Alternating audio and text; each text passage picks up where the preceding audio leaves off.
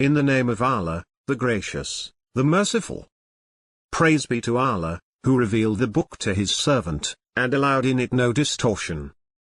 Valuable, to warn of severe punishment from himself, and to deliver good news to the believers who do righteous deeds, that they will have an excellent reward, in which they will abide forever. And to warn those who say, Allah has begotten a son. They have no knowledge of this, nor did their forefathers. Grave is the word that comes out of their mouths. They say nothing but a lie. Perhaps you may destroy yourself with grief, chasing after them, if they do not believe in this information. We made what is upon the earth an ornament for it, to test them as to which of them is best in conduct. And we will turn what is on it into barren waste. Did you know that the people of the cave and the inscription were of our wondrous signs? When the youths took shelter in the cave, they said, Our Lord, give us mercy from yourself, and bless our affair with guidance. Then we sealed their ears in the cave for a number of years. Then we awakened them to know which of the two groups could better calculate the length of their stay. We relate to you their story in truth. They were youths who believed in their Lord, and we increased them in guidance. And we strengthened their hearts, when they stood up and said, Our Lord is the Lord of the heavens and the earth, we will not call on any god besides him, for then we would have spoken an outrage. These people, our people, have taken to themselves gods other than him. Why do they not bring a clear proof concerning them? Who, then, does greater wrong than he who invents lies and attributes them to Allah? Now that you have withdrawn from them, and from what they worship besides Allah, take shelter in the cave. And your Lord will unfold his mercy for you, and will set your affair towards ease. You would have seen the sun, when it rose, veering away from their cave towards the right, and when it sets, moving away from them to the left, as they lay in the midst of the cave. That was one of Allah's wonders. He whom Allah guides is truly guided, but he whom he misguides, for him you will find no directing friend. You would think them awake, although they were asleep. And we turned them over to the right, and to the left, with their dog stretching its paws across the threshold. Had you looked at them, you would have turned away from them in flight, and been filled with fear of them. Even so, we awakened them, so that they may ask one another. A speaker among them said, How long have you stayed? They said, We have stayed a day, or part of a day. They said, Your Lord knows best how long you have stayed. Send one of you to the city, with this money of yours, and let him see which food is most suitable, and let him bring you some provision thereof. And let him be gentle, and let no one become aware of you. If they discover you, they will stone you, or force you back into their religion, then you will never be saved. So it was, that we caused them to be discovered, that they would know that the promise of Allah is true, and that of the hour there is no doubt. As they were disputing their case among themselves, they said, Build over them a building. Their Lord knows best about them. Those who prevailed over their case said, We will set up over them a place of worship. They will say, 3, and their 4th being their dog. And they will say, 5, and their 6th being their dog, guessing at the unknown. And they will say, 7, and their 8th being their dog. Say, My Lord knows best their number. None knows them except a few. So do not argue concerning them except with an obvious argument, and do not consult any of them about them. And never say about anything, I will do that tomorrow, without saying, if Allah wills. And remember your Lord if you forget, and say, perhaps my Lord will guide me to nearer than this in integrity. And they stayed in their cave for 300 years, adding 9. Say, Allah knows best how long they stayed. His is the mystery of the heavens and the earth. By him you see and hear. They have no guardian apart from him, and he shares his sovereignty with no one. and recite what was revealed to you from the book of your Lord. There is no changing his words, and you will find no refuge except in him. And content yourself with those who pray to their Lord morning and evening, desiring his presence. And do not turn your eyes away from them, desiring the glitter of this world. And do not obey him whose heart we have made heedless of our remembrance, so he follows his own desires, and his priorities are confused. And say, the truth is from your Lord. Whoever wills, let him believe. And whoever wills, let him disbelieve. We have prepared for the unjust a fire, whose curtains will hem them in. And when they cry for relief, they will be relieved with water like molten brass, which scalds the faces. What a miserable drink, and what a terrible place! As for those who believe and lead a righteous life, we will not waste the reward of those who work righteousness. These will have the gardens of Eden, beneath which rivers flow. Reclining on comfortable furnishings, they will be adorned with bracelets of gold, and will wear green garments of silk and brocade. What a wonderful reward, and what an excellent resting place!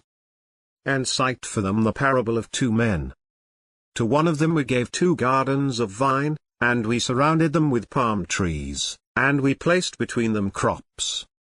Both gardens produced their harvest in full, and suffered no loss. And we made a river flow through them. And thus he had abundant fruits. He said to his friend, as he conversed with him, I am wealthier than you, and greater in manpower. And he entered his garden, wronging himself. He said, I do not think this will ever perish. And I do not think the hour is coming. And even if I am returned to my Lord, I will find something better than this in return. His friend said to him, as he conversed with him, Are you being ungrateful to him who created you from dust, then from a sperm drop, then evolved you into a man? But as for me, he is Allah, my Lord, and I never associate with my Lord anyone. When you entered your garden, why did you not say, as Allah wills, there is no power except through Allah? Although you see me inferior to you in wealth and children, perhaps my Lord will give me something better than your garden, and release upon it thunderbolts from the sky, so it becomes barren waste. Or its water will sink into the ground, and you will be unable to draw it. And ruin closed in on his crops, and so he began wringing his hands over what he had invested in it, as it lays fallen upon its trellises. And he was saying, I wish I never associated anyone with my Lord. He had no faction to help him besides Allah, and he was helpless. That is because authority belongs to Allah, the True. He is best in rewarding, and best in requiting. And cite for them the parable of the present life. It is like water that we send down from the sky, the plants of the earth absorb it, but then it becomes debris, scattered by the wind. Allah has absolute power over everything. Wealth and children are the adornments of the present life. But the things that last, the virtuous deeds, are better with your Lord for reward, and better for hope. On the day when we set the mountains in motion, and you see the earth emerging, and we gather them together, and leave none of them behind. They will be presented before your Lord in a row. You have come to us as we created you the first time. Although you claimed we would not set a meeting for you. And the book will be placed, and you will see the sinners fearful of its contents. And they will say, Woe to us! What is with this book that leaves nothing, small or big, but it has enumerated it? They will find everything they had done present. Your Lord does not wrong anyone. We said to the angels, Bow down to Adam. So they bowed down, except for Satan. He was of the jinn, and he defied the command of his Lord. Will you take him and his offspring as lords instead of me, when they are an enemy to you? Evil is the exchange for the wrongdoers. I did not call them to witness the creation of the heavens and the earth, nor their own creation, and I do not take them as leaders for assistance. On the day when he will say, "Call on my partners whom you have claimed." They will call on them, but they will not answer them. And we will place between them a barrier. And the sinners will see the fire, and will realize that they will tumble into it. They will find no deliverance from it. We have elaborated in this Quran for the people every kind of example, but the human being is a most argumentative being. What prevented people from accepting faith, when guidance has come to them, and from seeking their Lord's forgiveness? Unless they are waiting for the precedent of the ancients to befall them, or to have the punishment come upon them face to face. We send the messengers only as deliverers of good news and warners. Those who disbelieve argue with false argument, in order to defeat the truth thereby. They take my verses, and the warnings, for a joke. Who does greater wrong than he, who, when reminded of his Lord's revelations, turns away from them, and forgets what his hands have put forward? We have placed coverings over their hearts, lest they understand it, and heaviness in their ears. And if you call them to guidance, they will not be guided, ever. Your Lord is the forgiver, possessor of mercy. Were he to call them to account for what they have earned, he would have hastened the punishment for them. But they have an appointment from which they will find no escape. And these towns, we destroyed them when they committed injustices, and we set for their destruction an appointed time. Recall when Moses said to his servant, "I will not give up until I reach the junction of the two rivers, even if it takes me years." Then, when they reached the junction between them, they forgot about their fish. It found its way into the river, slipping away. When they went further, he said to his servant, "Bring us our lunch, we were exposed in our travel to much fatigue." He said, "Do you remember when we rested by the rock? I forgot about the fish. It was only the devil who made me forget it." And so it found its way to the river, amazingly. He said, "This is what we were seeking." And so they turned back, retracing their steps. Then they came upon a servant of ours, whom we had blessed with mercy from us, and had taught him knowledge from our own. Moses said to him, "May I follow you, so that you may teach me some of the guidance you were taught?" He said, "You will not be able to endure with me. And how will you endure what you have no knowledge of?" He said, "You will find me, Allah willing, patient, and I will not disobey you in any order of yours." He said, "If you follow me, do not ask me about anything, until I myself make mention of it to you." So they set out.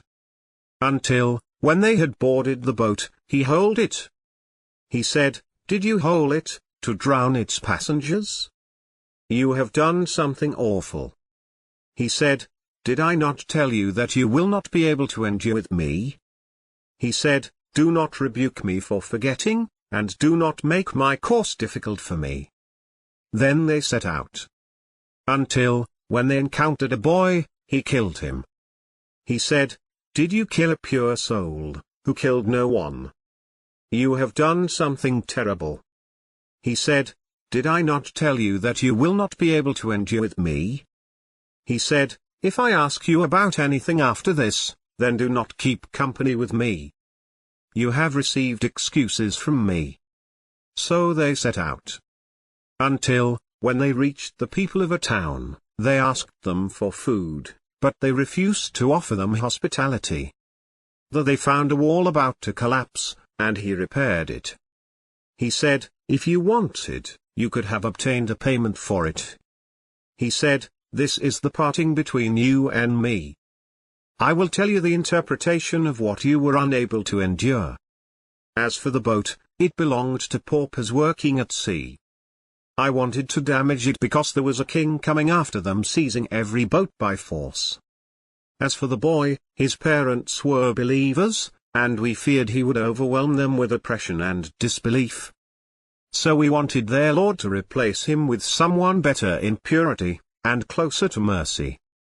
And as for the wall, it belonged to two orphaned boys in the town. beneath it was a treasure that belonged to them. Their father was a righteous man. Your Lord wanted them to reach their maturity, and then extract their treasure, as a mercy from your Lord. I did not do it of my own accord. This is the interpretation of what you were unable to endure. And they ask you about Dhul-Qarnayn. Say, I will tell you something about him. We established him on earth, and gave him all kinds of means. He pursued a certain course. Until, when he reached the setting of the sun, he found it setting in a murky spring, and found a people in its vicinity.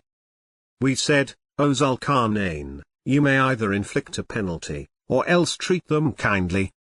He said, as for him who does wrong, we will penalize him, then he will be returned to his Lord, and he will punish him with an unheard of torment. But as for him who believes and acts righteously, he will have the finest reward, and we will speak to him of our command with ease. Then he pursued a course. Until, when he reached the rising of the sun, he found it rising on a people for whom we had provided no shelter from it. And so it was. We had full knowledge of what he had. Then he pursued a course. Until, when he reached the point separating the two barriers, he found beside them a people who could barely understand what is said. They said, O Dhul-Qarnayn, the Gog and Magog are spreading chaos in the land. Can we pay you, to build between us and them a wall? He said, what my Lord has empowered me with is better. But assist me with strength, and I will build between you and them a dam. Bring me blocks of iron. So that, when he had leveled up between the two cliffs, he said, blow. And having turned it into a fire, he said, bring me tar to pour over it. So they were unable to climb it, and they could not penetrate it. He said, this is a mercy from my Lord. But when the promise of my Lord comes true, he will turn it into rubble, and the promise of my Lord is always true. On that day, we will leave them surging upon one another. And the trumpet will be blown, and we will gather them together. On that day, we will present the disbelievers to hell, all displayed. Those whose eyes were screened to my message, and were unable to hear. Do those who disbelieve think that they can take my servants for masters instead of me? We have prepared hell for the hospitality of the faithless. Say, shall we inform you of the greatest losers in their works?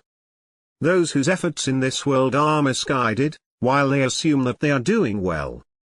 It is they who rejected the communications of their Lord, and the encounter with him. So their works are in vain. And on the day of resurrection, we will consider them of no weight. That is their requital, hell, on account of their disbelief, and their taking my revelations and my messengers in mockery. As for those who believe and do righteous deeds, they will have the gardens of paradise for hospitality, abiding therein forever, without desiring any change therefrom. Say, if the ocean were inked for the words of my Lord, the ocean would run out, before the words of my Lord run out, even if we were to bring the like of it in addition to it. Say, I am only a human being like you, being inspired that your God is one God. Whoever hopes to meet his Lord, let him work righteousness, and never associate anyone with the service of his Lord.